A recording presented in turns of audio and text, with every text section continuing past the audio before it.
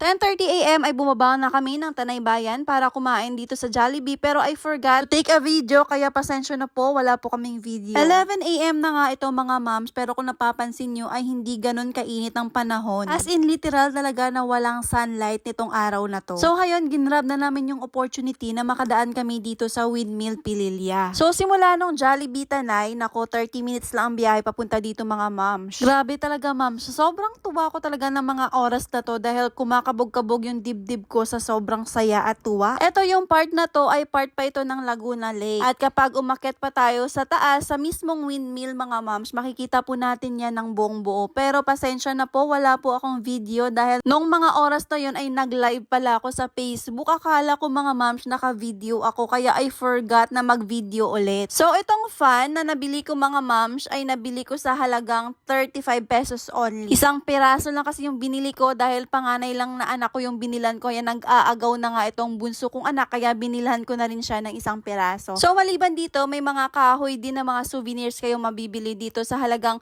100 pesos to 150 pesos. Pero pagdating dito kasi mga moms, kapag meron kayong mga sasakyan, motor, or kahit anong klaseng vehicle man ang dala ninyo, ay meron po tayong tinatawag na pay parking. Opo, meron pong bayad ng parking dito at dahil nakamotor nga lang po kami, ay 20 pesos nga po ang binayad namin sa mismong parking. At sa mga kainan naman mga moms, naku wala masyadong mabibila ng mga pagkain dito.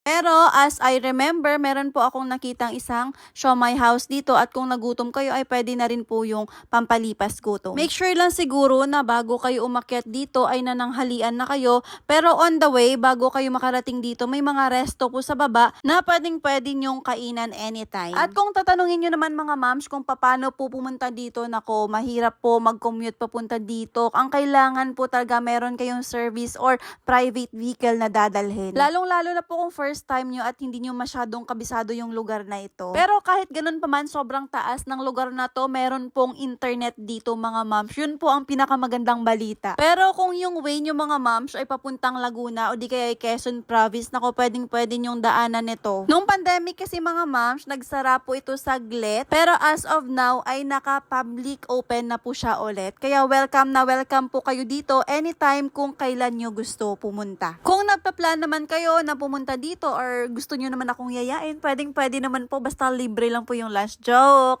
Pero totoo mga moms, kung may mga tanong kayo, inquiries about dito sa mga destination na to, pwede nyo po akong i-message sa aking Facebook account. Yun lang po!